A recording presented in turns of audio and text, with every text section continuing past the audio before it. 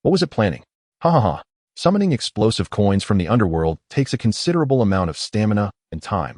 Yet, drawing from my past failures and practicing the treasure-gathering technique, I can utilize this experience. Chapter 75, Kakameow's Side Story 5. In that very instant of the explosion, C seized the opportunity to open a wind hole, escaping the perilous situation. At this moment, he found himself slightly distanced from the explosion, catching his breath while observing the chaotic aftermath. Reshaping coins under unstable mental conditions would subject them to the stress of this instability, causing them to crack and explode, akin to thermal expansion and contraction, ultimately resulting in small-scale detonations. C contemplated the principle behind the explosive coins, gazing intently at the Beedrill's location. Now engulfed in a thick cloud of smoke, dust swirling in a tragic and grand spectacle. Nearby stones, trees, and the ground had all transformed into charred rubble, carbonized wood, and pockmarked depressions. Everything around had been utterly decimated. And what of the Beedrill? Its fate remained uncertain. A single coin's power may be insignificant. Yet when multiple coins are concentrated together, even the sturdiest armor could be obliterated by a barrage of thunderous orbs. Furthermore, thanks to the explosive concoction techniques I learned from my master, each detonating coin is affixed with a specially designed moisture-proof explosive, ensuring that the resulting explosion's power and scale could rival that of a cataclysm.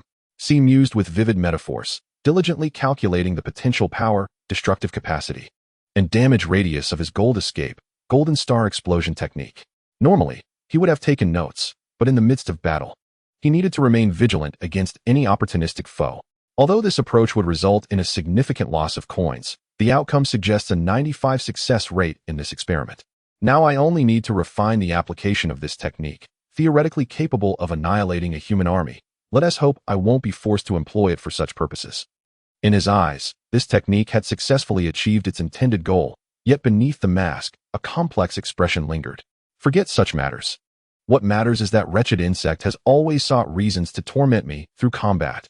This time, I shall make that old bug suffer a bit. C seemed to be venting his frustrations at the Beedrill, although he was deploying this terrifyingly aggressive technique against it. It was evident he did not believe that the grotesquely powerful Beedrill could be easily vanquished. Yet, simultaneously, his disdain for the creature was unmistakable. However, there was no time to dwell on such thoughts. Creak, creak, rustle, rustle. What is that sound? It resembled the grinding noise of a drill. C detected an unusual sound, akin to the whirring of a drill burrowing through the air. Whoosh rustle. Suddenly, an unexpected event unfolded. A chaotic whirlwind erupted from the core of the explosion. Simultaneously, the powerful gust swept C off his feet.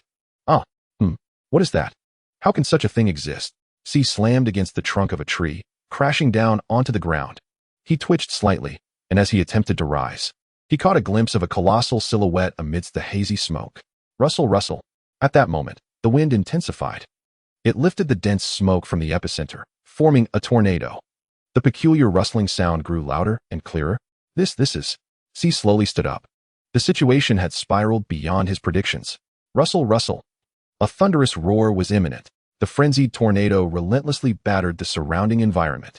Yet, in the next moment, the tornado abruptly ceased its rotation without warning. At that moment, the true form of the enormous silhouette finally emerged. What? How is this possible? It's a drill bit.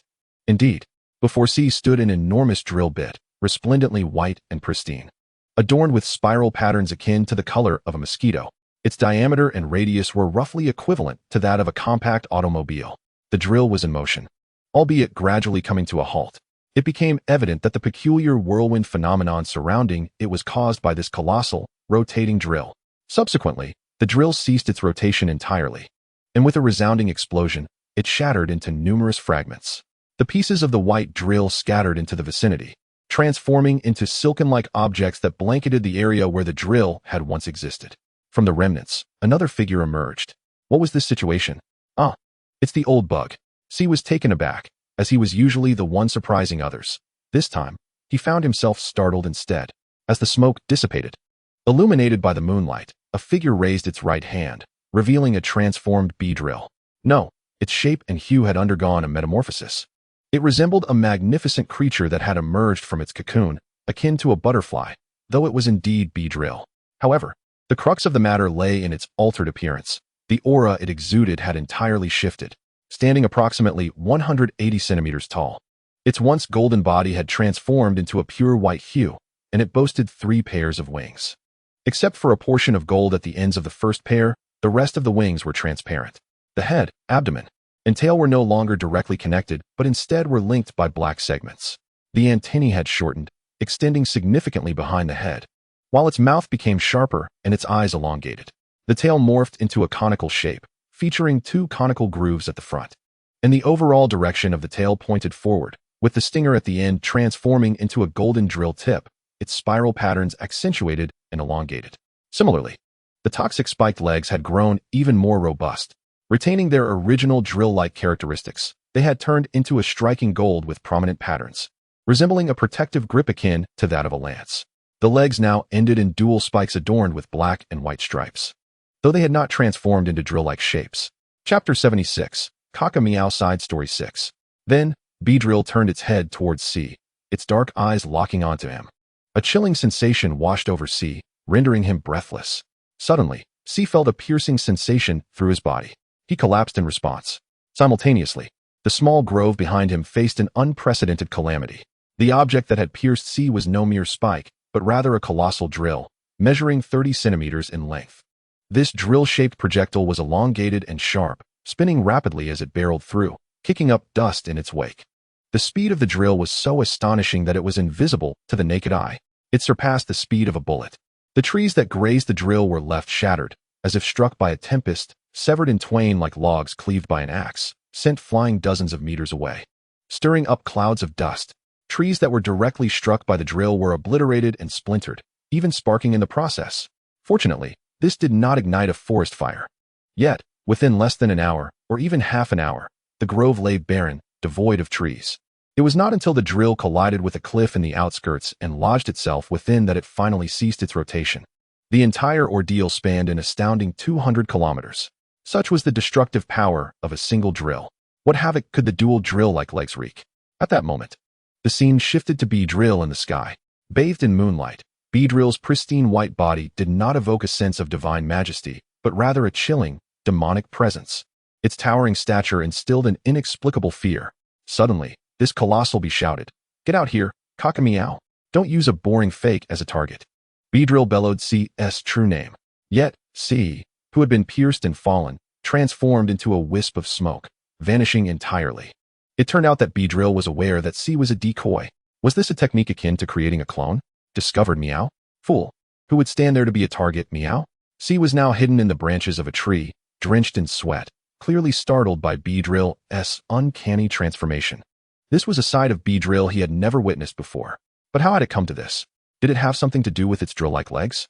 Nevertheless, C quickly regained his composure, retrieving a piece of the white drill fragment he had concealed within his cloak. He intended to examine this substance further. To his astonishment, he uncovered a remarkable secret. This was silk produced by the insectoid species. Moreover, the tensile strength was extraordinary. How could it possess such resilience? It was capable of manifesting such a material. Indeed, this was a type of silk exuded by insects, and C attempted to tug at the silken fragment. No matter how hard he pulled, the silk-like fragment remained unyielding. Clearly, this silk was of an exceptional quality, far beyond the ordinary. C's so-called silk was, in fact, a secretion utilized by insect-type Pokémon to ensnare their foes, hindering their mobility and impeding their actions. Typically, this was a defensive skill employed by larval insects. A means of escape. This adhesive silk was not only used to bind enemies, but also served as a material for humans to craft silk garments. However, what appeared to be a means of escape and fabric creation was, for seasoned trainers of insect-type Pokémon, a highly practical technique.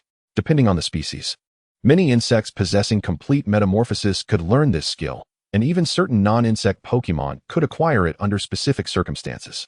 What is this? At that moment, an extraordinary occurrence unfolded. The white fragment in C's hand ignited. No, it emitted a plume of dark green smoke. This peculiar smoke enveloped C. More alarmingly, the smoke began to mutate. Is this the insect swarm's pheromone? It's used to track enemies. No, it's more than that. It's an attack technique. It's an insect plague. The buzzing of tiny insects filled the air. What was happening? The smoke morphed into swarms of small flying insects. They enveloped C, crawling all over him. This was an attack technique known as insect plague bind. It utilized a gas called insect pheromone to conjure false swarms of tiny insects, relentlessly ensnaring the target, rendering them immobile. Hence, it was also referred to as a binding attack. I can't move. I'm completely bound. My body won't respond. Cowering there, you little cat. What is this? At that moment, Beedrill appeared before C, like a specter, and forcefully hurled him away, grasping him by the spikes on its legs. C once again collided violently with the trees, the force so immense that it obliterated them completely. Once more he toppled over, swiftly retrieving his large shuriken and small blade to brace himself against the ground, though he was left with a slight concussion. His steps were unsteady and wavering. Yet, the Beedrill paid no heed to his condition, instantly darting to his side. However, what was this transformation? What has it changed? Ah, you little rascal. At this level, I need not employ my more formidable form to deal with you. Before C could utter another word, Beedrill understood his intent merely through a glance. It directly addressed his query. At some unknown moment, Beedrill had reverted to its original form and promptly delivered a stinging blow to C's head. This struck him down to the ground. Following this, Beedrill used its left foot to pin C's head to the earth, preventing him from moving. It held him firmly in place. Chapter 77, Kakekmu Side Story 7. When did you revert back? C, forced to the ground, cast a sideways glance at Beedrill in its current form, painfully articulating his question in fragmented phrases. However, Beedrill did not respond to his inquiry. It erupted into a furious roar.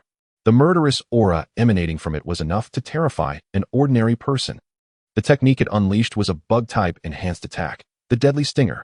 This move, if it brings the opponent to the brink of death or slays them in a single strike, amplifies its own physical attack power. Beedrill's stinger crashed into the ground. The overwhelming destructive force sent shockwaves rippling through the earth within 100 kilometers radius. From above, it would appear as an enormous crater. C was so overwhelmed by the earth-shattering impact that he lost consciousness. This battle was a defeat for C. Kakekmu, Kakekmu, Kakekmu. Wake up. A young boy was shaking the slumbering Meowth. Why is Kakekmu sleeping in again? Is every cat born this way? The boy, with a face full of skepticism, crossed his arms, observing Meowth's serene slumber in a room. Pika, the lazy cat still hasn't awakened. A Pikachu emerged from beside the boy, leaping onto the bed next to Meowth. Pika, get up already. You weird creature. It then kicked Meowth off the bed. Meowth crashed directly into the corner of the room's wall. Kakekmu. Pikachu, that was too much. The boy expressed his annoyance at Pikachu's actions, but in truth, he felt helpless against Pikachu's peculiar temperament. Mosquito, Kakekmu, are you okay? A tailless little tadpole stood anxiously beside Ash, clearly worried about Meowth. Ouch, it hurts, Meow. You jerk, Meow. Upon awakening from the kick, Meowth lay on the floor, recalling the sensation in its back, clenching its fists in anger. Are you alright, Kakekmu? The boy rushed over to check if Meowth was injured, helping it to stand. No, I'm fine, Meow. What, Ash? Where's this? Meowth appeared shocked and somewhat dubious, closely examining the boy's features, recognizing him as Ash. But curiously, he looked like Ash from his childhood. Kakekmu, what's wrong? Is there something strange on my face? Ash felt puzzled by Meowth's scrutiny, sensing a difference in its usual demeanor. This peculiar behavior prompted Ash to inquire further. No. What is this, Meow? Why can't I recall it, Meow? Meowth gazed at Ash, appearing to grasp something only to forget it again. It was all a blur. Pika? Oh, you're still around, weird cat. Pikachu remarked to Meowth, wearing a mocking grin, exuding an air of superiority. You filthy rat. You're trying to kill me, Meow. Upon seeing Pikachu's arrogant expression, Meowth immediately identified the culprit behind its crash into the wall as this insufferable Pikachu. Pika, humph. So what? I just want to kick you, you stupid cat. Who told you to oversleep, you foolish feline? What, Meow? You want to fight, Meow? Sewer rat. Pika, What did you say? Trashy weird cat. Filthy rat. Weird cat. Mosquito, big brother, Kakekmu. We shouldn't quarrel. The little tadpole, with its big, watery eyes, watched as its two elder brothers were about to argue, growing anxious, wanting to mediate.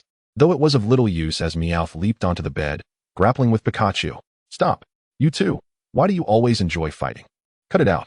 Ash, exasperated, jumped onto the bed, hurriedly separating the feuding pair.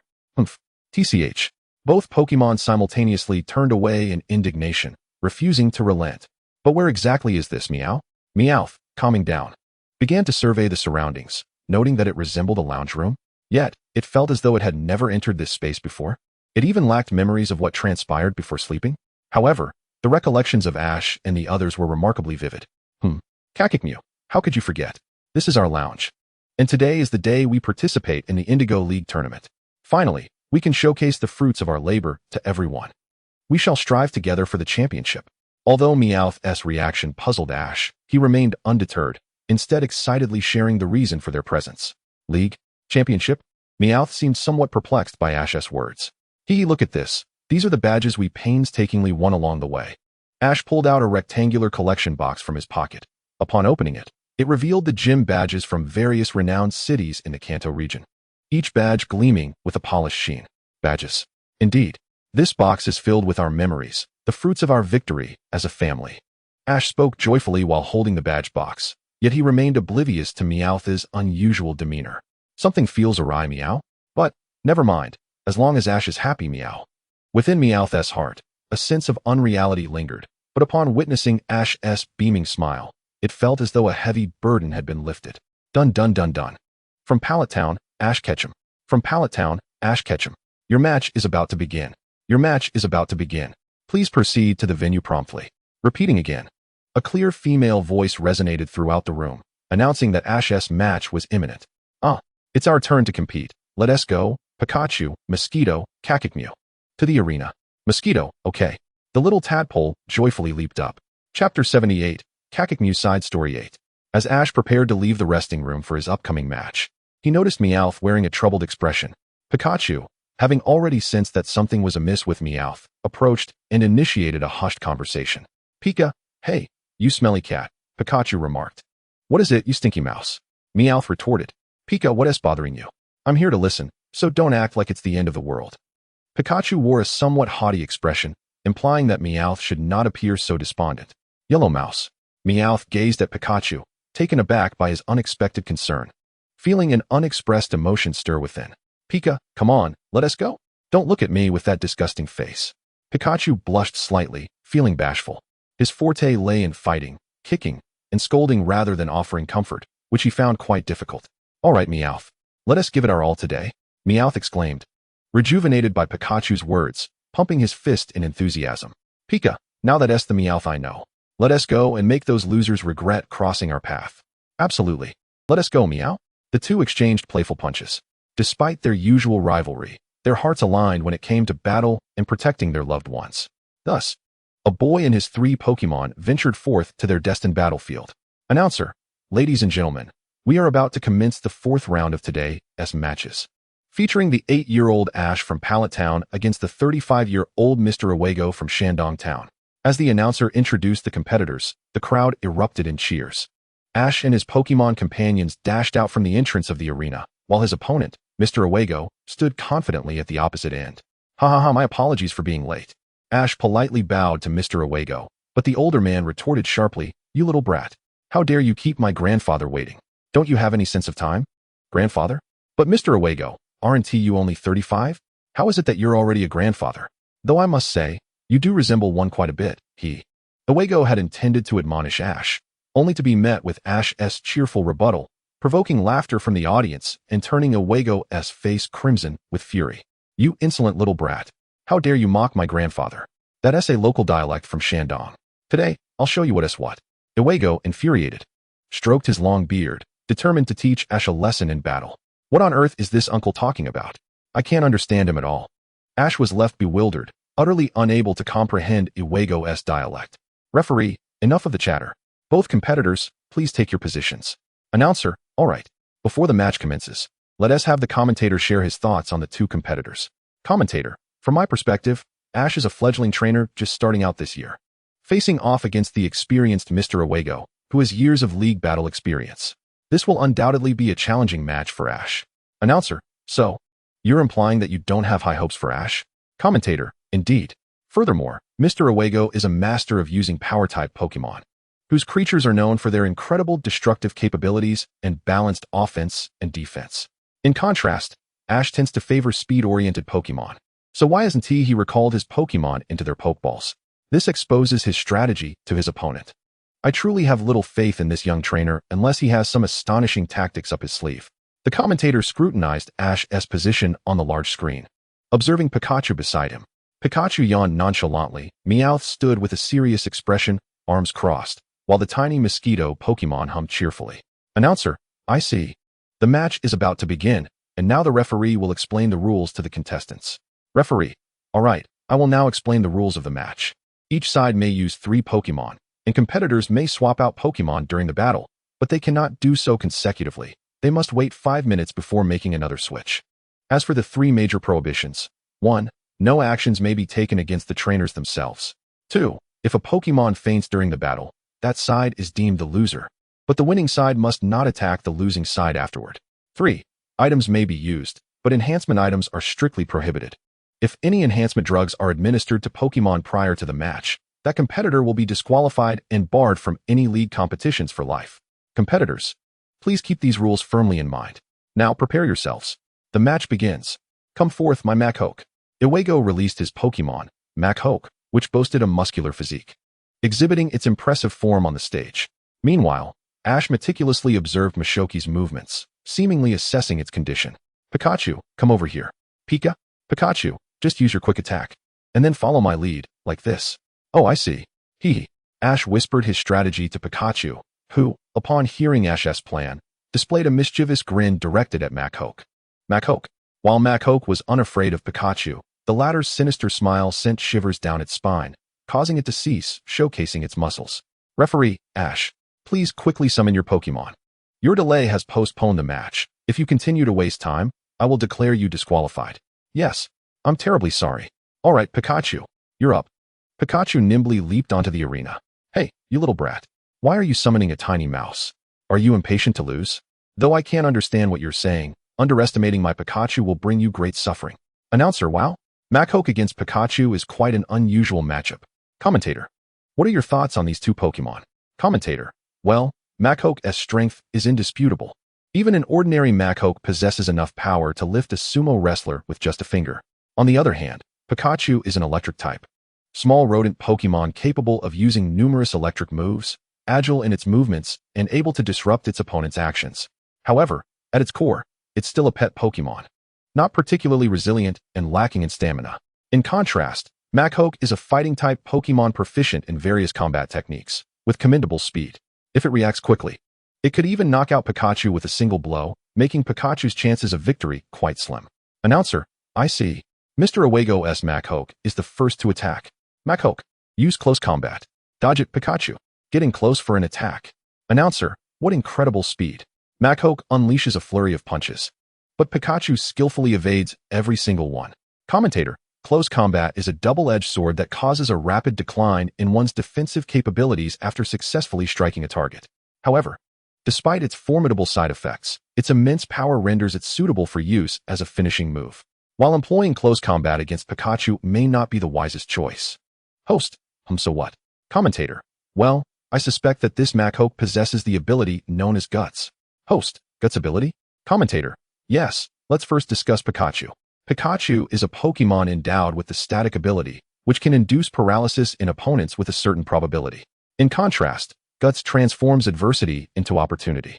When afflicted by a status condition, it enhances the physical attack power of the Pokémon possessing this ability. Thus, it is plausible that trainer Iriga aimed to trigger the effects of the Guts ability by continuously closing in to attack Pikachu, though this is merely my conjecture. Host, I see. Currently, Pikachu is deftly evading Mashoki's left punches. Pikachu has been cornered against the wall. There seems to be no escape for Pikachu. Host, yet Trainer Ash remains unfazed. Has he truly run out of options? Now's the time. Machoke, unleash your final blow with close combat. Machoke. Machoke delivers a left punch imbued with immense destructive power, aimed directly at Pikachu. Haha, even though that insightful commentator has deduced my grandfather's strategy. It doesn't matter even without triggering the Guts ability, my Machoke can still deliver a punch that... Wait, what is happening? Host, what? Pikachu has managed to block Mashoki's punch, which seemed as if it could collide with a car, with just its tiny hands. Pikachu's unexpected action has left everyone in the arena, aside from Ash, gasping in astonishment and speculation. Machoke, Pikachu, you hulking brute, you've finally fallen for my trap. Pikachu's cunning smile finally instills a sense of dread in Machoke. For Mashoki's prideful left punch has been easily thwarted by Pikachu's petite right hand. Sparks of electricity dance around Pikachu's hands, and Machoke can feel his own strength being neutralized. No, it may even be surpassed. This bewildering realization stuns Machoke momentarily. Now's the time. Pikachu, charge in. Use your Volt Tackle. Pikachu, Pikachu. At Trainer Ash's furious roar, Pikachu escapes Machoke's grasp at lightning speed. The impact causes Machoke to lean backward. Seizing the opportunity, Pikachu leaps into Machoke's embrace and strikes with a left punch. Machoke, quickly defend your abdomen with your right hand. Hurry. The seasoned trainer Iriga immediately perceives the imminent danger of the punch's trajectory. If that formidable fist lands, even a robust Machoke, renowned for its endurance, would surely be overwhelmed and fall. Machoke. Upon hearing Iriga's command, Machoke snaps back to reality and instinctively raises its right hand to shield its right abdomen. But Pikachu's punch breaks through. Pikachu's small left hand channels an enormous current of energy. The punch is unleashed with ferocity, striking Machoke right in the abdomen. Pikachu, you shall pay dearly for this. Machoke. Machoke is sent flying out of the ring by Pikachu's punch. Its body crashes against the wall outside the arena. Following the sound of impact, debris from the shattered wall disperses, revealing Machoke in an impossible position, convulsing and slumped against the wall, frothing at the mouth in unconsciousness. My Machoke. Iriga, witnessing this anticipated outcome unfold before his eyes, rushes over to assess Machoke's condition upon seeing its tragic state pinned against the wall. Pikachu, few you show off with those gaudy muscles, you simpleton. Pikachu blows smoke off its little left hand, but what it says is certainly less than flattering. Hey, referee, even if we won this match, right? Referee, oh yes. This match has been claimed by Trainer Ash's Pikachu. Host, incredible. The outcome of this match was utterly unforeseen. In under 15 minutes, Pikachu has achieved victory. Host, well, that's a wrap. This unexpected match concluded swiftly in less than 15 minutes, with Trainer Ash's Pikachu emerging victorious. Wow, what a terrifying Pikachu. Mommy, I want a Pikachu as formidable as that little buddy. Indeed, it must be a rare find. Oh, even though it has a mischievous glint in its eye, this vibe isn't bad at all, so strong and adorable. Pikachu's astonishing victory has sparked fervent discussions among all present. Chapter 80, Kaka Meow Side Story 10. A gaggle of unappreciative human girls. What's so admirable about this violent and unfeeling yellow rodent? Pikachu, why? Are you displeased to see me win, you trashy gilded cat? Meow, huh? At least I didn't lose embarrassingly. Meow Meow communicates in Pokemon language with Pikachu, not wishing to burden Ash with unnecessary troubles. Host, commentator? Commentator. Hello? Commentator, my apologies, I was momentarily lost in thought. What is it? Host, yes. I would like to hear your perspective on the outcome of this match. What are your thoughts on Pikachu's battle style? I have significant doubts. How could such a diminutive creature like Pikachu deliver punches with such immense destructive force? And why did the physically robust Machoke, famed for its endurance, succumb to a single strike? Commentator. Well, let us first discuss Trainer Ash's Pikachu. It appears that this Pikachu is rather extraordinary. Host, how so? Commentator. The techniques employed by Pikachu seem to be an ancient martial arts style known as the Guts Flow Fist. Host, Guts Flow Fist? Commentator. Indeed. Are you familiar with the secret techniques? Host. Yes. Those are special moves used by Pokemon to assist humans in traversing mountains, crossing oceans, and other endeavors. Commentator. Precisely. The Guts Flow Fist is an adaptation of the secret technique used to lift massive stones. However, this style is not meant for human practitioners. Hosto? Commentator. Legend has it that in ancient times in the Kanto region, there existed a tale about a Pokemon known as the Black Shura Pikachu. Host, Black Shura? Commentator. The Black Shura is said to be a tale of a martial artist and the Black Shura. This martial artist was quite eccentric. Despite mastering various martial arts and establishing his own school, he never took any disciples due to his inability to trust others. Eventually, this martial artist retreated to the mountains, where he encountered the Black Pikachu. It is said that he was immediately captivated by the Pikachu's character and talent, leading him to harbor an unusual desire to impart his martial arts to this Pokemon. Thus, the martial artist defeated Pikachu with his own techniques and subsequently captured it, naming it Shura. Following that, a series of frenzied and unorthodox training regimens were initiated for Shura. For instance, he was tasked with transporting stones several times his own size to hone his strength, subjected daily to the burden of heavy metal weights while running, and compelled to swim against the torrents of rivers and waterfalls. Additionally, he was instructed to concentrate his electric powers into his limbs to practice his punches. He was pushed to undertake feats that far exceeded his natural capabilities.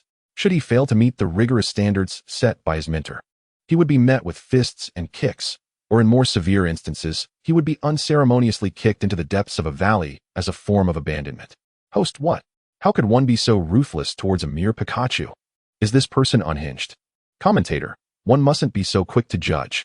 Akin to how male Pyroar in the Kalos region may push their cubs into valleys, the intent is to encourage their offspring to stand and climb back on their own, facilitating their swift learning of independence. Remarkably, this Pikachu, named Shura, bore no grievances, diligently adhering to the martial artist's teachings until he finally mastered a technique capable of cleaving mountains and parting seas with his formidable force. Subsequently, upon witnessing Shura's progress, the martial artist embarked on a journey with him, aspiring to become the strongest in the world, defeating countless formidable foes along the way. Thus, the moniker Black Shura was born, a title synonymous with bloodlust and a tempestuous aura. Host: is there any truth to this tale? Commentator: the veracity remains a topic of debate. However, it is said that one fateful day, both the martial artist and Shura mysteriously vanished from the world. Yet, long after this event, a tome emerged detailing a lineage of Pikachu and Raichu capable of wielding the formidable force believed to be taught by a Black Pikachu. This is indeed chronicled in the annals of history. The existence of Black Shura is no mere myth, as recounted by the elder Raichu. None among those who mastered the force could ever forget the teachings passed down by the progenitor Black Shura. This fist exists for the sake of vengeance. Black Shura? Well, that is no concern of mine. Upon hearing the name Black Shura, both Meowth and Pikachu exhibited disparate reactions. Commentator: ahem. I seem to have digressed from the topic at hand regarding Pikachu's techniques. I trust you all now comprehend? Allow me to elucidate the primary reasons behind the loss to Hawlucha, and there is one more matter to address. It appears my discerning eye for talent may not be as sharp as I presumed. The commentator, producing a cloth, proceeded to wipe his spectacles. Host: first and foremost, I must confess that I greatly underestimated Ash's prowess. Host: oh? How so? Commentator: it is evident that Ash possesses knowledge of combat techniques and human anatomy, which is why he directed Pikachu to target that specific area. Host: that area? Commentator: Hawlucha fell unconscious instantly due to a strike that corresponds to a boxing technique known as the liver blow. Host: a liver blow? Commentator: indeed. Pikachu executed a forceful punch akin to a liver blow. To elaborate, Hawlucha's anatomy closely resembles that of an average adult human. Thus his liver is located on the right side. The liver blow targets the right side of the abdomen, delivered at an angle between a left hook and an uppercut, approximately 45 degrees forward. Although Pikachu's movements may not replicate those of a human precisely, he undeniably struck Hawlucha's right abdomen, a fact that cannot be altered. The liver blow is a common lateral strike in boxing. Unlike general abdominal attacks, the muscles and fat between the ribs and pelvis provide some protection, absorbing the impact. However, the superficial muscles on the left and right sides are weaker. When struck, the liver, vital for energy metabolism, experiences a rapid decline in functional capacity, leading to swift exhaustion, while the intense pain from the ribcage's impact is indescribable. Similarly, an attack to the left side, where the spleen resides, yields the same debilitating effects. Chapter 81, The Chronicles of Meowth, Part 11. Host: if I understand correctly, it was the damage to the liver that caused Hawlucha's unconsciousness? Commentator: precisely, in simpler terms. That is the case. Yes, Ash did instruct Pikachu to target that location, though it was not as complex as described. In reality, it unfolded as follows. Pikachu, you need only utilize a forceful punch at 25 power and allow Hawlucha to attack you first, evading all his strikes. Most importantly, you must gradually shift to the right. This Hawlucha appears to be left-handed. I have been observing his movements and noted that his left arm is more muscular. Therefore, you should entice him to attack with his left. Furthermore, when evasion becomes impossible, allow him to strike, and at the appropriate moment, I will call out for you to unleash a fully charged forceful punch to his right abdomen. I recall that is the area the lecherous old man Majis referred to as the spot that causes one to faint if struck, right? And that is how the events transpired. Pika, hey, you lazy cat, it's your turn now. Meow. Aren't you still capable of fighting? What is this? Are you giving up? Pika, nonsense. I, the Great One, can certainly battle 300 more rounds.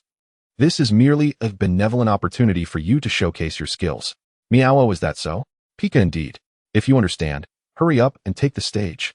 Meow, understood, I'm on it. Pika, humph. Pikachu and Meowth exchanged a high five, symbolizing the switch of combatants, a moment witnessed by Ash and Misty. Ash reminisced about their previous conflicts stemming from misunderstandings caused by human language, which had led to a deterioration of trust between them. Yet, witnessing their camaraderie now eased his mind, and he shared a smile with Misty before declaring, "Referee, I wish to exchange my Pokémon." Referee, Ash, do you wish to use your exchange right now? Indeed, I am swapping Pikachu for Meowth. Hosto, at this juncture, Ash chooses to exchange Pokémon. He is replacing his excessively powerful Pikachu with Meowth. Wait, this Meowth is even wearing a mask. Kakameow. Meow, what is up, Ash? Just as Meowth was about to step onto the stage, Ash suddenly grasped Meowth's left paw, seemingly wishing to impart something. It's nothing much. Just wanted to ask if you remember the words we exchanged during your hospital stay? Meow. Humph, of course I remember. To become the strongest Meowth in the world. Proving my true worth to those who once belittled me. Images of 3 years past flooded Meowth's mind, recalling Ash's words that had saved his spirit and ignited his dreams. With a smile, Meowth responded to Ash's comical remarks at that time. Yes, now is the moment to fulfill that promise. Upon hearing these words, Ash displayed a gratifying smile, nodding in affirmation of Meowth's relentless efforts and dedication. From training to traveling, Meowth had tirelessly honed his skills, battling formidable adversaries, which left Ash deeply moved and somewhat reluctant. However, the moment had finally arrived for Meowth to showcase his true prowess on the grand stage. Kakameow, fight using your most adept attack. I shall assist you from the sidelines. Meow, alright, I understand. Here I go. Yes, go forth. It's your time, Kakameow. Thus, Meowth elegantly leaped onto the arena, ready to commence the second round against Eigen. Announcer, alright. Ash has completed his exchange. Now, what Pokemon will Eigen summon to confront Ash's Meowth? Referee, Eigen, are you ready? Yes, no problem here. Eigen had just exerted considerable effort to retrieve his Machoke from the wall, yet his eyes betrayed a sense of unwillingness and resentment towards Ash and his companions. You scoundrel! How dare you make my grandfather stumble? If not for his momentary lapse, my grandfather's Machoke would never have succumbed to your pathetic rodent. In an instant, we shall send you and that feline back to where you belong, while your matron enjoys her milk. The arena fell into a profound silence. Ash and his companions, along with the entire audience, wore expressions of bewilderment, utterly confounded by Eigen's ramblings. I never anticipated that humans could communicate in such a manner. It seems that the languages I have learned in the past are merely the tip of the iceberg. Perhaps I should endeavor to study further. No. Such language is of no assistance to you. Meowth. It's cheese. This is how folks from my hometown speak. Referee ahem. Eigen, please reserve your remarks until after the match has concluded. Now, kindly summon your second Pokemon promptly, lest I deem you lacking in combat intent. What a miserable excuse. I am most certainly going to fight. Come forth, my Grand Gyarados. Onix. Eigen produced another Pokeball, unleashing a colossal creature measuring approximately 10 meters in length. Indeed, it was the behemoth known as Onix, the rock snake Pokemon. However, to the casual observer, it sounded as though he was calling forth a big pickled snake. Oh, a mighty Onix. What a surprise. It's of the same family as that rascal. Both Ash and Pikachu exhibited peculiar reactions upon seeing Onix, as if recalling something significant, while Meowth and his companion seemed unfazed. Announcer, the renowned specialty of the mountains of Kanto. Onix has emerged.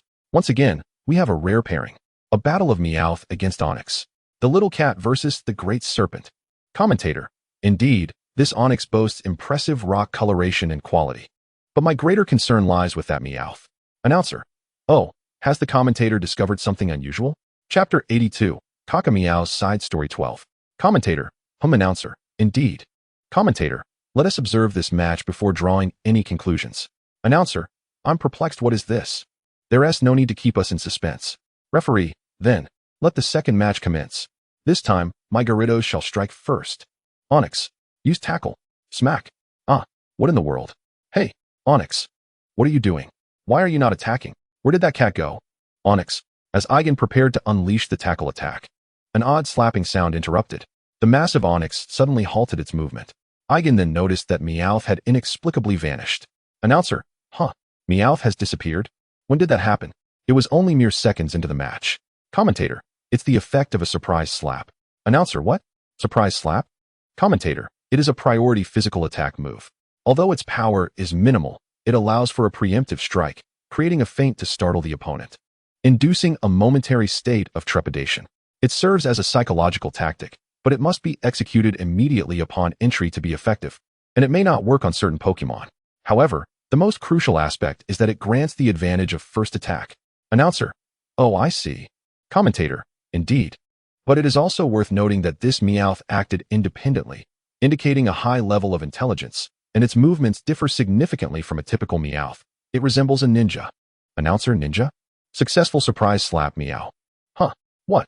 Meowth is now perched atop Onix's head. The surprise slap caused this giant to pause. And since everyone is focused on him, I have the perfect opportunity to stealthily leap onto his head. How clever. In addition to employing the surprise slap, Meowth has also exploited the crowd's blind spot, where they only notice the most conspicuous aspects while overlooking the subtle details. Truly a masterstroke of misdirection. It appears that breaking through his defenses will require additional time. This creature is tougher than anticipated. Meowth gently tapped Onix's rocky exterior, investigating the hardness of its skin. Mission assessment complete. Retreat. In an instant, Meowth vanished from atop Onix's head, only to reappear in his original position. Ah, there you are, you wretched feline. Onix. Don't just stand there. Use Rock Slide to crush him. Onix. The Onix began to sway its serpentine body, and at that moment, something unusual occurred in the sky. Kakameow. Quickly evade that area, Ash exclaimed with excitement as he called out to Meowth. Whoosh crash. Suddenly, a colossal boulder plummeted from above. Meowth deftly dodged the incoming rock. However, upon looking up, he was astonished to see that it was not merely one rock. Boulders were raining from the sky. Dozens of massive stones descended upon the battlefield, launching a widespread assault on Meowth's location. The audience gasped in awe at the spectacle of gigantic stones falling from the heavens. Announcer: What is happening? Rocks are falling from the sky? Could this be the result of Onix's power? Commentator: Indeed, this is a manifestation of rock-type natural control. Announcer: Natural control? Commentator: Yes. Since ancient times, Pokemon have possessed the ability to manipulate elements corresponding to their types. Water types control water, fire types command fire, and correspondingly, rock types exert control over rocks. The Rock Slide and similar moves employed by Onix typically require a rocky environment. But now Onix is utilizing his psychic abilities to summon stones from distant mountainous regions. This technique demands years of training or inherent talent to master, although it is significantly more taxing than executing a standard attack. Due to the method of transmitting stones from a distance, the further away one is from the mountainous terrain, the greater the exertion of physical and mental energy becomes compared to usual. The force exerted through external means shall henceforth be referred to as natural control. Host: I see. Presently, Meow is continuously evading the onslaught of rocks. What clever strategy can Trainer Ash devise to help Meow escape? Has Kakameow prepared adequately? Well then, Kakameow, it is time for us to counterattack. Utilize Frenzied Claw for a cleaving assault. Meow understood. Meow begins to brandish its claws. Strangely, its claws have elongated by approximately 1 centimeter. At this moment, Meow has transitioned from a passive state of evading rocks to an active state of confronting them head-on.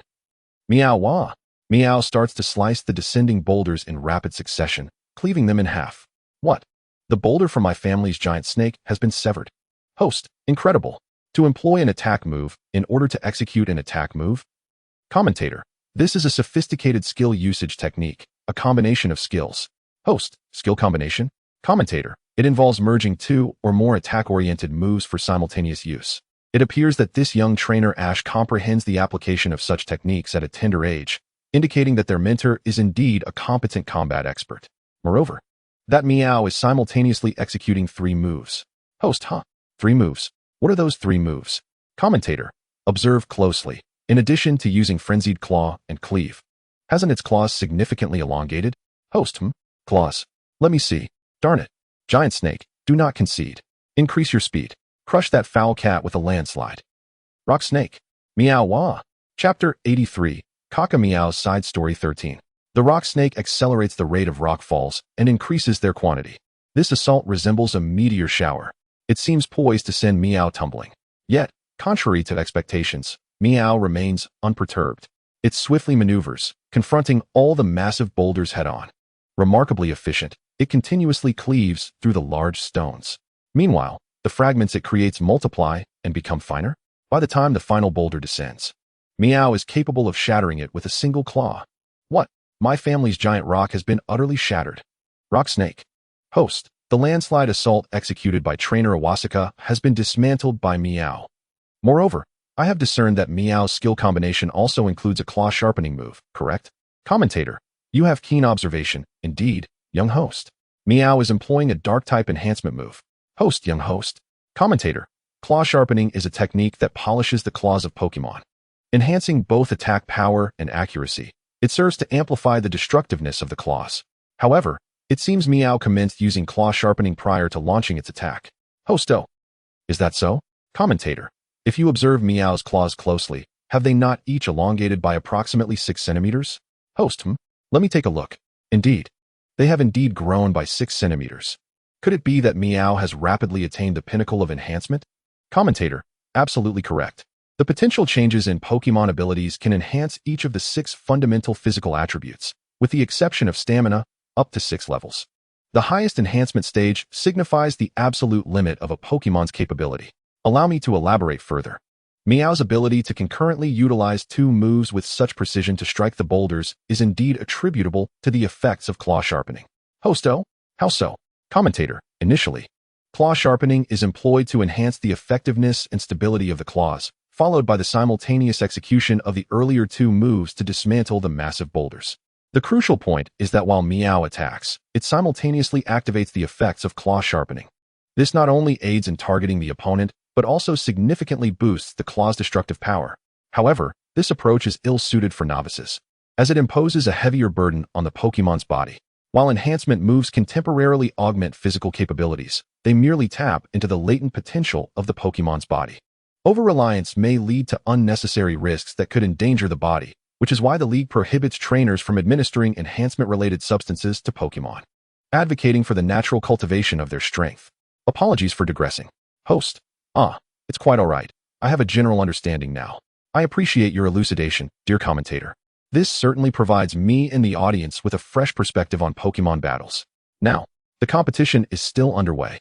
Yet currently, neither side appears to be making any offensive moves. Are both parties merely waiting for an opportunity? Darn it. This is unlike my grandfather's style. But I must not act impulsively. This peculiar cat is far more troublesome than that foul rodent. I must devise a strategy. Weaken its defenses and hearing. Haha. Giant snake. Quickly use. Now's the time. Meow, provoke it. What? Meow understood. Just as Awasaka was about to issue commands to the rock snake, Ash preemptively instructed Meow to provoke it. Following that, a mysterious dark aura enveloped Meow. Coupled with a rather arrogant gaze, it locked eyes with the rock snake. Simultaneously, it extended its left claw forward in a gesture of defiance, signifying, if you dare, come at me, you wretched creature. Rock snake. Meow, humph.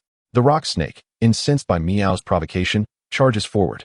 Yet Meow, remaining composed, leaps to evade the rock snake's assault. Giant snake. What are you doing? I didn't command you to move. Return to me. Giant snake.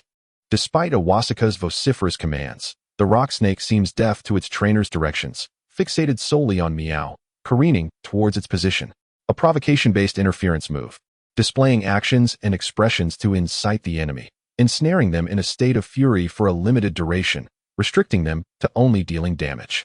This bears resemblance to the illusions described in that comic. The provocation tactic successfully employed, Meow. Indeed, Meow and Ash's strategy aims to impede the rock snake's transformation moves.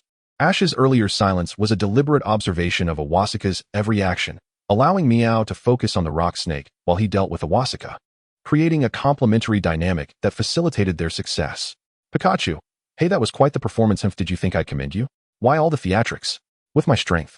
One punch would suffice to finish it. Why prolong this? Fool.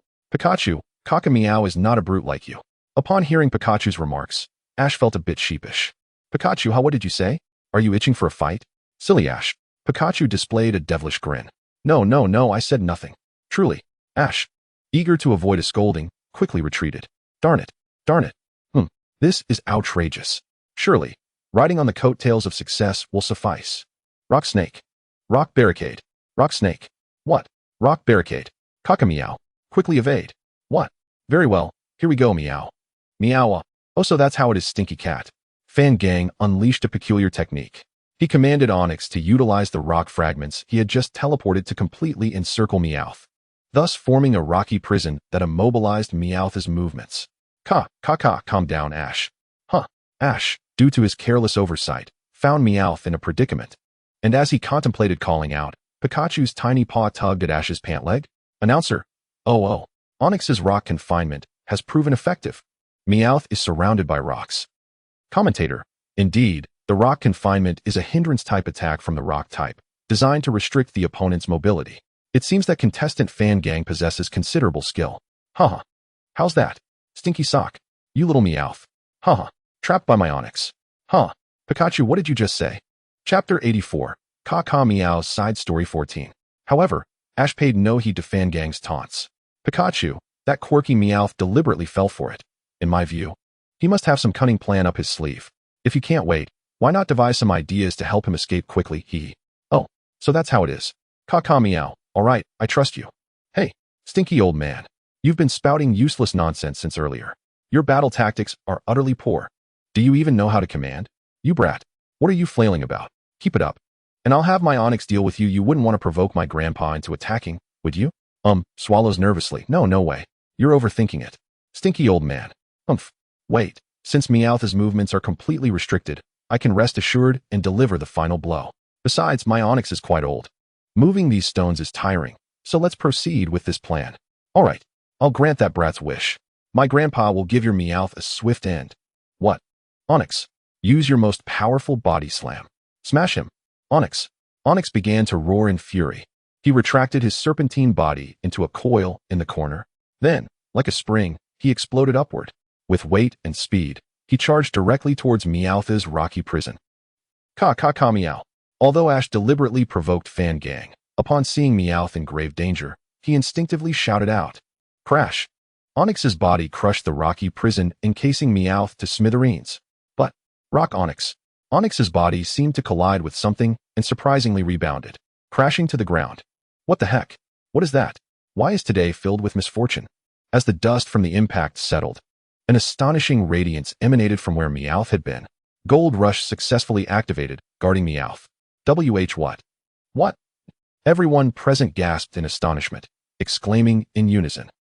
The rocky prison vanished. In its place, Meowth was surrounded by floating coins and a mysterious glowing shield. Announcer, what is that? Gold coins. Coins appeared around Meowth. Why? Commentator, this is a skill combination. The commentator suddenly stood up in surprise from his seat, nearly losing his glasses. Announcer, what did you say? Commentator, and it's an unusual combination. Everyone should know that Meowth excels at using Gold Rush to create coins. Right? Announcer, yes, giving coins to cats. Commentator, no, not that silly interpretation. Meowth actually used the coins created by Gold Rush to employ the Protect move. Announcer, You mean that move that can defend against one attack, but will fail if used consecutively? Commentator, yes, precisely that barrier-type move. And it even compensates for the weakness of the gaps behind the Protect. I never expected the attack and defense moves could be fused together. By bestowing the Protect effect upon multiple coins, it formed a broader protective shield than the original Protect.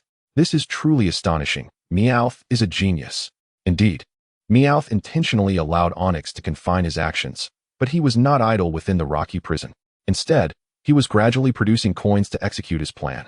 And even if Ash had not thought of using provocation to make Fangang issue attack commands, he would have still used the coins to blast open the rocky prison to escape. However, that was not the result he anticipated. As he was waiting for Onix to attack, hoping to imbue the coins with the Protect effect, and the plan came to fruition, Onix crashed into the coin shield, stumbling all over the place. Phew, thank goodness Ka Meow is safe, right? ISNT, that moves something we imagined while playing video games before. Ka Meow, what has he mastered? Phew, I can't believe the move I imagined while playing games with Ash actually came in handy. Good thing I secretly practiced it. Wait, when did I train it? Never mind, it doesn't matter. A hint of confusion crossed Meowth's face. Rock. I estimate that guy is now utterly immobilized. This is my chance to attack. Meowth dispelled the shield and dashed forward in small, rapid steps. Announcer, what? Meowth suddenly sprinted off, circling behind Onix. What does he intend to do? Meow, ZZZ. Meowth swiftly clawed at a large rock that had previously fallen, creating a terrifying screech akin to nails on a chalkboard. Rock Onix. Immediately afterward, the screech emitted by the claws scraping against the rock wall unleashed a strange sound wave. It struck Onix's body. Onix began to tremble violently. Even his rock-like form showed signs of cracking. Announcer, this is a sound attack. Commentator, yes, indeed. This is a sound type variation move, the noise. It can produce a sound so piercing that one instinctively wants to cover their ears. Moreover, it significantly reduces physical defense. What the heck? I was just about to call for Onyx to use the noise attack. How did he end up using it instead? Onyx.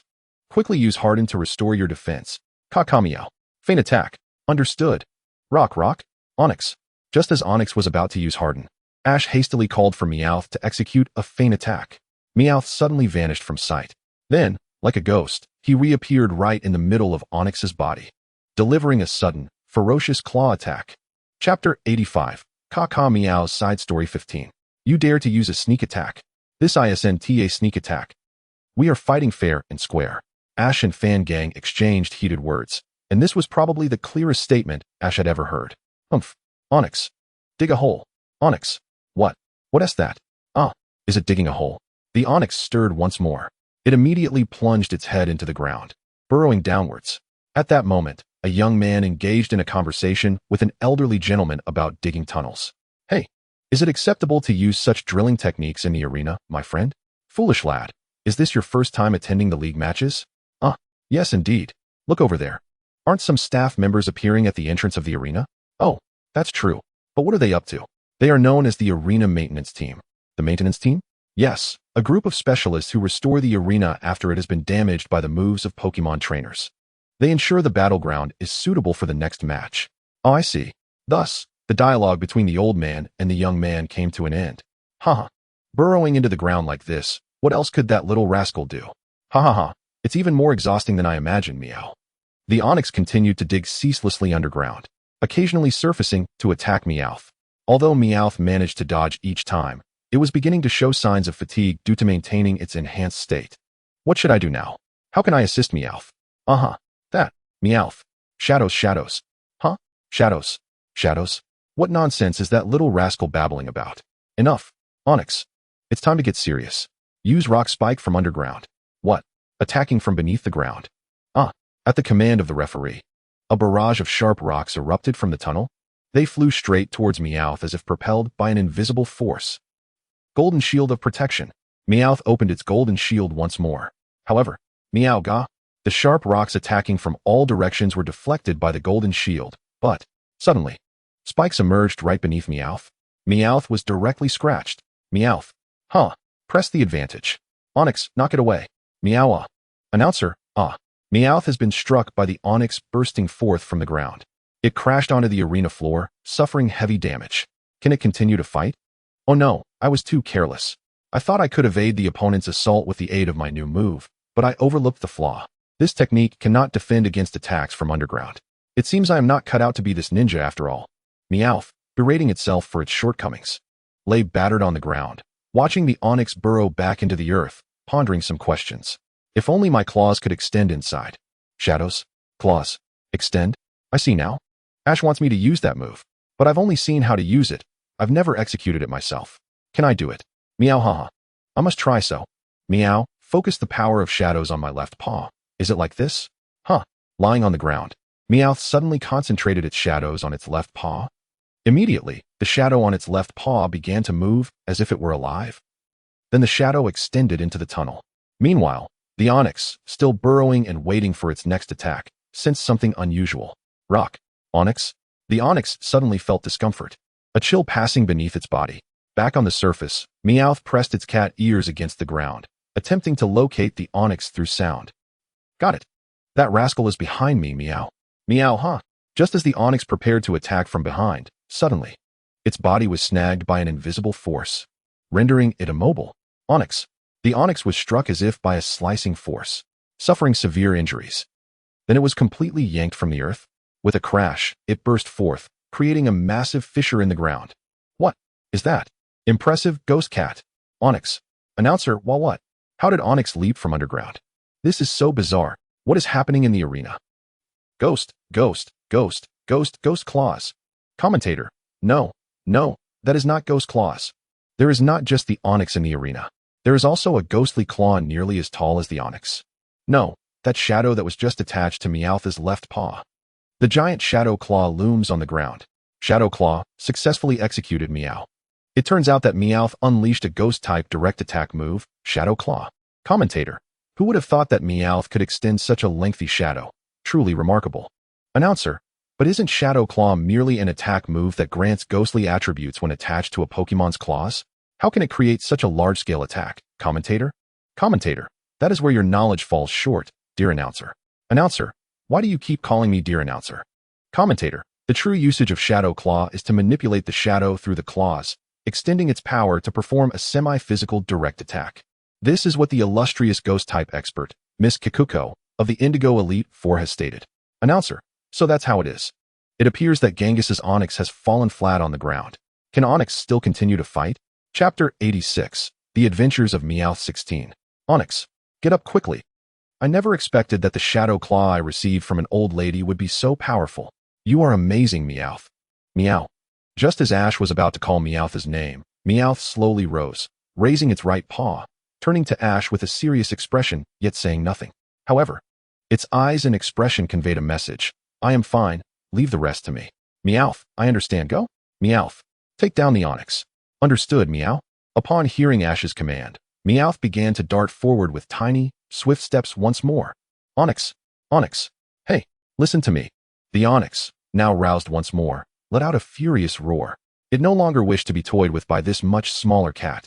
It went berserk, attacking indiscriminately, ignoring even Genghis's commands. ZZZ, ZZZ, ZZZ. Onix. Another soundwave attack? Announcer: wow. Onix is once again subjected to the same sonic assault as before. It's Meowth. Meowth is once again scraping against the rocks. No, this is ZZZ, ZZZ, ZZZ. ZZZ, ZZZ, ZZZ. ZZZ, ZZZ, ZZZ. Announcer: what is happening? Ash's Meowth is moving like a windmill, continuously darting about at high speed, in a back-and-forth movement across 3 distinct locations. Narrator: no, take a closer look. Each of these 3 locations features a stone. He is now executing a series of sonic attacks using these 3 stones consecutively. Host, what are you saying? Indeed. Meow had contemplated this strategy long before the Onix unleashed its seismic fury, strategically positioning 3 stones at 3 different locales, ensuring that the angles of these points converge at a singular center. This arrangement forms a triangular zone. The objective is to ninja technique, triangular sonic assault, Meow. This significantly diminishes the Onix's physical defense. It weakens the hardness of its rocky hide. Onix. The Onix emits a pained wail. Under the continuous vibrations of the sound waves, its skin exhibits extensive cracking. Onix. The Onix, unable to endure the agony, lashes out with its tail directly towards Meow's position in a powerful slam. Meow narrowly dodges the blow. Meow leaps onto the Onix's tail, swiftly ascending, using the Onix's body as a staircase. Kakameow. Now, a feint followed by a test strike. Ash perceives Meow's intent and issues a command. Meow acknowledged. Meow moves at sonic speed upon the Onix's form. Meow. Onix. Hosta. Meow's movements are as elusive as a specter, darting across the lower, middle, and upper segments of the Onix's body. It appears as though it has been sliced by a trio of sharpened stones. Meow's glistening black claws mercilessly riddle the Onix with wounds. Onix, final strike, Meow. Host. The Onix is rendered mute by Meow's onslaught. Suddenly, Meow uses the Onix's head as a springboard for a high jump. What is he planning? This technique is a new martial art I am still developing. I shall use this creature as my test subject. Meow, martial arts secret, spectral cat drill. Meow begins to rotate in midair, aligning its claws as if it were a high-speed drill. With a comet-like velocity, it descends directly upon the Onix's crown. Crash. Onix. Host. What? The Onix's horn has been shattered by Meow's impact. The horn's breakage signifies the imminent collapse of the Onix. Painful. Meow. It seems I still need to refine my landing technique. The spectral cat drill is only half successful. Meow. As Meow descends, it slightly deviates from its intended landing spot, crashing onto the ground and sustaining some injuries. Its claws are still emitting wisps of smoke. Yet, Meow gradually rises, gazing at the Onix. Meow. Although some time was wasted, the mission is accomplished. Meow elegantly waves its claw, symbolizing victory. Crash. Simultaneously, the onyx's rocky skin shatters entirely. Ultimately, it collapses, unable to rise. My onyx. Referee, this match is won by Ash's meow meow. Splendid. Kaka meow. You emerged victorious. Pika humph. Such a waste of time. I could have finished it with a single punch. Fool. Mosquito coil wonderful. Kaka meow has defeated the onyx. Host wow. Once again, Ash's team claims victory. The onyx has been thoroughly battered by meow meow. This truly is the realm of the petite Pokemon. Narrator. Indeed, today has been a feast for the eyes. Amidst meow meow's triumph, the audience erupts in cheers. Meow meow, despite enduring bodily pain, stands tall, never before feeling such serene satisfaction. Reveling in the success of vanquishing an opponent that held an advantage over it in terms of type and size on such a grand stage. Ecstatically, it turns its gaze towards Ash. Yes, meow. I have triumphed, meow. Ash, you spoke in human language, didn't you? What, meow? Who, meow? Oh no. Meow meow hears a voice whispering beside it. In a panic, it swivels its head, scanning the surroundings. But meow meow is astonished. It realizes it has inadvertently spoken human language, hastily covering its mouth. Yet it is too late. The atmosphere has shifted. You spoke human language, didn't you? Speak human language. You did. Human language. You spoke human language, right? Ha ha ha ha ha ha ha ha. Chapter 87. Kaka Meow's Side Story 17. Voices incessantly echo near Meow Meow's ears. Haunting laughter, a series of indistinct sounds, even a chilling, spine-tingling melody permeates the air. Ha ha ha who? Who is speaking? Meow come out, meow. Meow Meow's terrified cries accompany wild swipes of its claws. Heart racing, it is oblivious to the identity of the speaker. Meow Meow looks up in astonishment, discovering the source of the voice emanates from the audience. The jubilant cheers have morphed into wails of despair. The faces of the spectators have turned an eerie shade of blue. Then, blood begins to pour from every orifice of their faces. With sinister, grinning visages, they all gaze at Meow Meow. Overcome with terror, Meow Meow collapses onto the ground. What, meow? At that moment, Meow Meow notices a round object rolling down from the audience. Though apprehensive, it bravely nudges it with a paw, discovering it to be a soft substance. This belongs to a human. Upon closer inspection, Meow Meow realizes that the object is a human eyeball. It has fallen. Indeed, a human eyeball. No, meow. The entire venue is engulfed in an eerie and sinister atmosphere. A thick stench of decay permeates the air. The noxious scent induces nausea. Meanwhile, more grotesque objects plummet from the audience. Human noses, ears, fingers, arms, even. Crash. Meow. Another round object has tumbled from the audience, landing beside Meow Meow. Meow Meow turns to examine it closely and discovers, you spoke human language, didn't you? Ha ha ha ha hee ha hee thee. A decaying female head has fallen to the ground. It gazes at Meow Meow with a maniacal laugh. Meow Meow. Meow Meow, horrified by the head, retreats 3 steps. Crash. What is this, meow? Meow Meow's back collides with something. Turning around, it sees 2 men with pale, bleeding faces. But they are. You guys. One of the men is Igarashi and the referee, yet they exude a repugnant stench. Particularly, Igarashi's corpulent form drips with a viscous black ooze. At that moment, Igarashi suddenly pins Meow Meow down forcefully.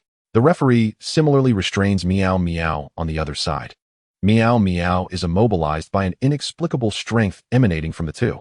Following the meal, the referee suddenly began to speak in rapid succession, exclaiming, Why? Why must you kill me? Why must you take our lives? Meow. You all. Could it be? No, it's impossible. Meow. Meow Meow. Upon closer inspection of these 2 faces, he recalled that they were targets he had once eliminated during his time as an assassin. How could they have returned to life? How could it be that I killed these individuals, meow? I am. The assassin, Meow Meow C, adept in the art of stealth, was overwhelmed with realization. He recalled everything. He remembered that he was an assassin, the executioner of Team Rocket. All his memories became a tumultuous whirlpool in his mind. No, I am an assassin, and these people are all those I have slain. The unyielding Igarashi forcefully pressed Meow Meow's head down. Meow Meow's face collided with the ground. He let out a tortured wail. Meow? What? Meow Meow, slightly dazed from the impact, gradually opened his solitary eye to behold an image he could never forget, a scene reminiscent of hell on earth. It jolted him into instant clarity. Woo-woo, vomit, ugh. The crowd that had originally occupied the audience seats now stood before him, each person wailing and staggering. But Meow Meow was not concerned with these zombies. Rather, it was the figure of Ash and his companions standing amongst them. Little Ash, stinky rat, little mosquito, get away now. Meow Meow shouted fervently at Ash and his friends. However, Igarashi and the others pressed down on his head once more. Yet Ash and his companions appeared similarly pale. Unlike the others, however, they were intact, showing no signs of decay. They resembled puppets, utterly motionless. At that moment, woo-woo vomit. Ugh. Suddenly, the horde of zombies seized Ash's body. What? What do you intend to do to Ash, Meow? Stop it, Meow. A male zombie clutched Ash by the neck, while Pikachu and Little Mosquito were similarly ensnared by other zombies. Do not harm them, Meow. You can do whatever you wish to me, Meow. Do not touch them. Do not move them, Meow. The male zombie holding Ash merely smiled at the pleading Meow Meow. Eh-ha-ha. Crack. Ash's head was twisted off. Huh. What? Why, Meow? Ash's head fell before Meow Meow like a ball, and as he gazed into Ash's lifeless eyes, this horrifying spectacle rendered Meow Meow's expression hollow. It felt as though something within his heart had shattered. Eh-ha-ha-ha-ha. The zombies mocked Meow Meow's dazed demeanor, and as he attempted to voice his anguish, an invisible force constricted his throat, rendering him mute. Amu Kachak, Amu Kachak. In despair and helplessness, Meow Meow could only watch, eyes wide, as Ash and the others were devoured, transformed into a gruesome mass of flesh. Finally, as Ash's body was chewed to an unrecognizable state, the oppressive force dissipated, allowing Meow Meow to finally speak. Ah-ha? Meow Meow's anguished roar echoed throughout the arena, resonating with the cry of his soul, as everything around him slowly faded away, welcoming him into an endless abyss of darkness. A profound blackness that seemed poised to engulf him, and Meow Meow's consciousness slipped away. Chapter 88, Kakemo's Side Story 18. How irritating. You damn it. What are you screaming about in the middle of the night? You imbecile. Meow Meow was forcefully struck away by a certain Pokémon. He crashed into a tree, collapsing to the ground. The location had reverted to the outskirts where Meow Meow had previously battled Beedrill. Awake now? How ridiculous. I've been asleep for so long. Am I your maid or something? It hurts so much, Meow. Where am I, Meow? Here? Of course. I'm here. A certain Pokémon exaggeratedly gestured, making the atmosphere chilly. Not funny, Meow. Old bug. You. I told you not to call me that. I have a name. I know, Meow Gabite, big brother. If you know that, huh? If you dare call me old again, I'll pierce your skull with a needle. Indeed, the Pokémon now conversing with Meow Meow was the Beedrill with whom he had just engaged in a life and death struggle. His name was Gabite. After Meow Meow awoke, a few minutes passed, and he recounted everything he had dreamt about to Gabite in detail. Over the past year, every time I drift into slumber, I dream of traveling with Ash and his friends, Meow, but this dream feels so real, as if I've never left their side. I fought alongside them against various formidable foes and challenged numerous gym trainers, Meow. I vividly recall all the experiences and encounters, but there's one peculiar thing, Meow. Whenever I enter the dream, I unknowingly forget my current identity, Meow. No, rather. It feels as if an invisible force compels me to forget the memories of my time as an assassin, Meow. However, upon waking, I regain all my memories, Meow. Yet this time, it feels entirely different, Meow. Meow Meow shared all his experiences from the dream, but as he reached the end of his tale, a troubled expression crossed his face. This was because the last fragments of the dream remained vividly etched in his mind, and traces of cold sweat from fear still lingered on Meow Meow's face. Is this what humans often refer to? What was it? A leaf falls, a flower blooms? Those two phrases. After listening to Meow Meow's account, Gabite responded with some nonsensical phrases. You probably meant to say what one thinks by day, one dreams by night. And besides, that's an insect's line of thought, Meow. Meow Meow critiqued Gabite's phrasing. Oh right, those two phrases. So, you don't still naively fantasize about traveling with them again, do you? Kakemo. Gabite nodded in agreement with Meow Meow's correction, but instantly reverted to his cold, insect-like demeanor. Gabite's words caused Meow Meow's heart to race because what Gabite spoke of was precisely Meow Meow's persistent torment. Give up. Abandon that trivial fantasy, Kakemo. It's impossible for you to travel with them again. Gabite's words grew heavier, showing no regard for Meow Meow's feelings. He knew that unless he spoke plainly, Meow Meow would remain ensnared in his inner demons, which was the only thing he could do as a mentor. Once you murder humans, devouring them, You can no longer be considered an ordinary Pokemon. You are merely a tool for slaughter. The grave and blunt words pierced deeply into Meow Meow's heart. Gabite's shocking statement revealed that he had seen through Meow Meow's so-called nightmare. A contradiction born from his yearning for Ash and the fear of killing. I understand, Meow. I certainly do, Meow. From the moment I took my first life, I knew that this dream was unattainable, an everlasting dream that could never be realized. Meow, haha. After listening to the words of Jabberwock, Meow's face was suffused with a sense of helplessness and frustration, yet he managed to force a smile. Nevertheless, the tears streamed from his normal eye, and his gaze appeared hauntingly hollow. His thoughts mirrored the contradictions Jabberwock had articulated. As a killer known as C, Meow was adept at taking lives without a second thought. However, once he shed the hypocritical mask of C, he transformed into an ordinary Meow, perpetually yearning for his family and brothers. Plagued by guilt and aversion towards the act of murder, a profound anguish that had long tormented him. This emotional turmoil was beyond the comprehension of others. Meow and C were like two sides of the same coin. Meow presented a facade of smiles to the world, while C wielded cruelty. At times, even Meow himself questioned whether he was suffering from what humanity termed dissociative identity disorder. Oh no, that was not the case. It merely pertained to his attitude towards killing humans. You know, your crying face is rather amusing. Jabberwock exclaimed with a cacophony of laughter upon witnessing Meow's despondent demeanor. Yikes! Meow glared at Jabberwock with the same vexed attitude as always. In a fit of anger, he hurled a shuriken at Jabberwock. Clang! Yet, Jabberwock effortlessly deflected Meow's feeble attack with his right foot. What use is such a flawed and lackluster assault? I've told you, one must strike hard against their enemies. Jabberwock's crimson eyes suddenly glimmered ominously, exuding an unsettling aura. Stop your prattling. What could a battle maniac like you possibly understand about me? Don't assume you're superior to me. I'm terrified of you. Oh, not afraid. Wasn't it you who was left half dead by my previous strike? Jabberwock taunted, his voice dripping with mockery. Humph. If it weren't for your aura, I wouldn't have lost to you. Meow clenched his fists in frustration, referring to the aura emanating from Jabberwock. You only know how to flap your gums. Your strength has improved significantly, but it's still just a minor enhancement compared to before. Jabberwock sneered, indicating with his hands that Meow was underestimated. Chapter 89. The Side Story of Kakamo 19. Forget it. Discussing this with you is merely inviting trouble. Masked Meow. Return my mask. Meow demanded from Jabberwock, realizing that his mask was in Jabberwock's possession. Oh, you haven't forgotten, huh? You must be referring to this broken trinket, Jabberwock said, retrieving a white spiral-patterned mask from the center of his wings. Give it to me. Meow, unwilling to engage in further dialogue, boldly requested the return of his mask. Return it? Not a chance. What? Why not? Pest. If you put it on, you'll revert to that grotesque, weird human voice. I prefer your current Meow-like demeanor. It's far more entertaining. Jabberwock appeared to relish in teasing Meow. Huh, perverted insect. I'll retrieve it myself. Meow deftly maneuvered his claws, and in an instant, the mask returned to his grasp. Ugh, how boring. You possess a rather convenient ability, don't you? Just teleport to acquire whatever you desire, much like that annoying psychic clan. Jabberwock feigned a dejected demeanor, referring to what humans call psychic Pokemon. Quit your whining. I have no desire for such abilities. I simply utilize everything that can be of use. That's my principle is C.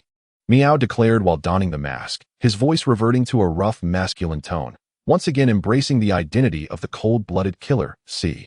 Oh, I see you still enjoy imitating humans, clinging to anything related to them. I have no objections to your habits, Brother Jabberwock. Humph, why the sudden courtesy? You're not plotting something devious, are you? You and Queen's clan are all so cunning. You just attempted to blow me up. Humph. When dealing with a creature like you, I need not hold back. Otherwise, I do not even realize how I met my demise. How I sought you out for a brawl to test your current strength. If you were to die easily, it would indicate your capabilities are merely at that level. Even if I were to end you, the boss would not hold it against me. It would simply mean losing a toy to play with. Ah, perhaps Queen, that eternally lustful old cat, would be saddened for a moment. Ugh, you vile, perverted insect. C found himself at a loss for words regarding Jabberwock's antics. Every encounter between Jabberwock and C seemed to be one of hostility, or rather, it was Jabberwock who toyed with C. Achoo. Meanwhile, in the leader's office, Queen sneezed loudly, elegantly stroking her nose. She then murmured to herself, how strange. Why would I sneeze for no reason? It must be that wretched bug speaking ill of me again. That pretentious be better watch out. I won to spare him upon his return. Queen's demeanor had transformed entirely. It was truly terrifying, truly befitting of a queen. Why does my back feel chilly? Returning to the outdoors, Jabberwock sensed a coolness in the air, and although he was aware of its cause. White bee. White hunter bee. Jabberwock, that's what you were called just now. C remarked, questioning the mysterious form Jabberwock had recently assumed. I don't care for the titles humans assign me, but if you insist, that is indeed my nickname, Jabberwock replied with a smirk. Indeed. Jabberwock was known as the White Hunter Bee, serving as the chief killing tool of the current leader of Team Rocket. When Jabberwock transformed into the White Hunter Bee, it signified that an entire organization was about to be eradicated from existence. Wherever he traversed, destruction followed, akin to a plague of locusts. Though he was a bee, his presence was nothing short of catastrophic. Approximately 20 years ago, in the Kanto region, aside from Team Rocket, numerous criminal organizations existed, many of which harbored deep-seated grudges against Team Rocket due to its former leader's grand ambitions, which had seized their profits and territories. Thus, they constantly plotted to eradicate Team Rocket from the annals of Kanto history. However, their calculations were misguided. It was they who would ultimately be erased from history. At that time, an unprecedentedly brutal and sanguinary territorial conflict among illicit organizations erupted, an event that came to be known as the Rocket Team Massacre. It was a one-sided slaughter. Numerous factions were obliterated overnight under the persecution of the Rocket Team, leading to their unchallenged dominance in the Guandu region. The formidable strength of the Rocket Team can be attributed to the current leader and the enigmatic terror known as White Hunter. Those who have fallen victim to the White Hunter often find their remains decapitated, as he has a notorious habit of severing heads from their bodies. This gruesome practice earned him the moniker White Hunter, or simply White Bee Galade. The name Galade implies hunting, signifying a demon capable of slaying 100 prey. And with the addition of the character Jao, it connotes an endless pursuit of hunting, slaying millions of heads. Chapter 90, Kakumo's Side Story 20. Indeed, it was not mistaken. I once heard members of the organization refer to you by that title, although I did not comprehend the reason behind it at the time. However, through tonight's battle, I have come to understand that it is your exclusive Mega Evolution, is it not? Oh, so you are aware? The Forbidden Evolution. It is rumored that, aside from standard evolution, Pokémon can undergo a transformation known as the Defiance of the Divine, the closest evolution to a deity. However, it is said to be a temporary form that requires a special stone called a Mega Stone for the transformation, correct? Is that the case for you as well, Galade? Never mind. Your silence indicates you are unwilling to divulge this information. I am curious to know why you chose to meet with me tonight. Surely you do not intend to engage in a mere skirmish with me? C pointed out the crux. Why did Galade choose to meet with him tonight?